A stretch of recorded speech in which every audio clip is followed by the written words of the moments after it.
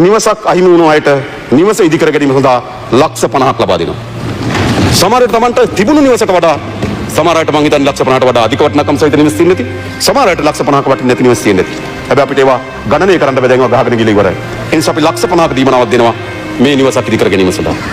ඉඩමක් නැත්නම් දැන් ලක්ෂ 50ක් දීලා නාය ගියපු කෙනාට ඉඩමනේ. ඉඩම නැත්නම් මොකද කරන්නේ? එහෙම නැත්නම් අවදානම ලක් වෙලා තියෙනවා, නැවත අවදානම් කලාපයට එනවා.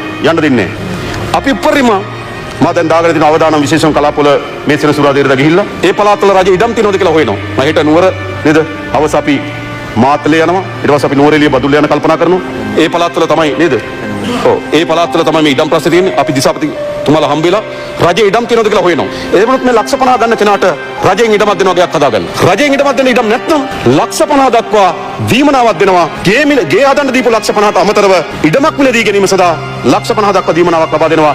ඔවුන් සුරක්ෂිතව යලි පදිංචි කිරීම අපේ රජයේ වගකීම ලෙස සැලකෙන නිසා.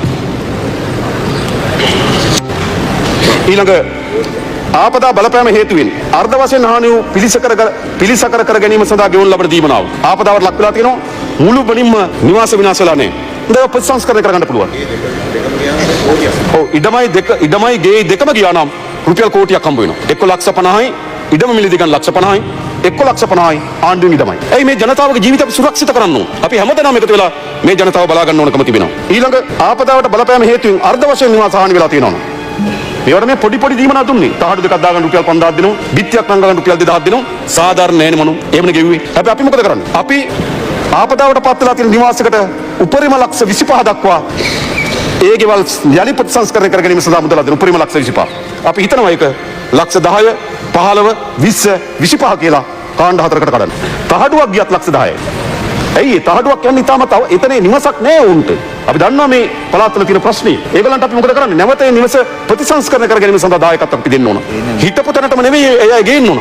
හිටපු තැනට වඩා ටිකක් උඩට අපි එයා ගේන්න ඕන. ඒ වෙනුවෙන් අපි ලක්ෂ 10 15 20 25 කියන කාණ්ඩ හතරක් හදලා විනාශ මේ අර්ධහානි වෙලා තියෙන නිවස වලට ඒ මුදල දෙන්න අපි කටයුතු කරනවා. ඊළඟ අපි ආපදාවට ලක් වෙලා මිය ගිය අයට මේක මුදලින් තීන්දුව කරන්න බෑ. නමුත් අපි ලක්ෂ 10ක දීමනාවක් ලබා දෙන්න තීරණය කළා තිබෙනවා.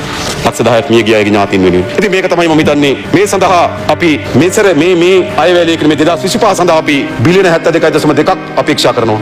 2026 සඳහා අපි රුපියල් බිලියන 500ක් අපේක්ෂා කරනවා. රුපියල් බිලියන 500ක්.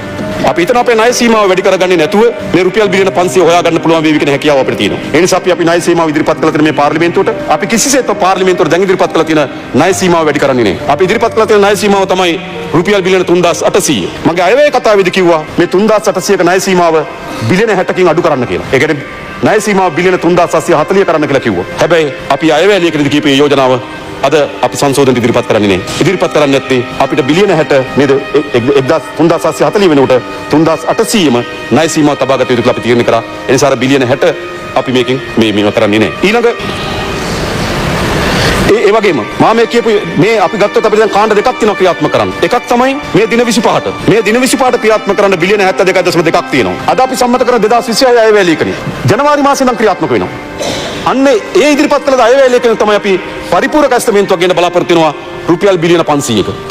ඒ රුපියල් බිලියන 500 තමයි මා කලින් කියන ලද ගොඩක් යෝජනා අපි අතුලත් කරලා තිබෙනවා. බිලියන 72 යෝජනා කරන්න පුළුවන් ඒවා අපි අද ගැසට් නිවේදනයෙන් අද නිකුත් කරනවා. එතකොට අපිට ප්‍රශ්නයක් පැන නගිනවා. දැන් අපි මේ වන විටත් අපි කවුරුත් දන්නවා ජාත්‍යන්තර මූල්‍ය අරමුදලේ විස්තීර්ණ ණය යෝජනා ක්‍රමය ඇතුලේ අපි ඉන්නේ. මම දැක්ක මෙතන ගොඩක් අය කෑ ගහනවා මේ ගිවිසුමෙන් අයින් වෙන්න, අලුත් ගිවිසුම් යෝජනා කරන්න. ඒ ගිවිසුම් එහෙම යෝජනා කරන්න පුළුවන් නේද? විපක්ෂ නායකතුමයි සභානායකතුමයි අතර නම් ගහලා තියෙන්නේ. එහෙම ඒවා නෙවෙයි මේවා. මේවා ජාත්‍යන්තර යම් නිර්ණායකයන් මත එළබෙනලද එකකතාවයක්. රවි කරුණායක හිට මුදල් අමාත්‍යතුමා දන්නවා. ඒවා හෙට දවසේ කියන්න පුළුවන් අයින් වෙන්න කියලා. හෙට දවසේ කියන්න පුළුවන් කඩන්න කියලා. ඒක කඩන්න බෑ. කඩන්නත් මොකද කරන්න ඕන? ඒකකතාවයෙන් බිඳින්නත් සමාලෝචනයක් අවශ්‍යයි. එකකතාවය වෙනස් කරන්නත් සමාලෝචනයක් අවශ්‍යයි. මා දැක්ක මෙතන කෑ ගහලා කියනවා අපිට බැරි නම් එයා කතා කරන්නලු.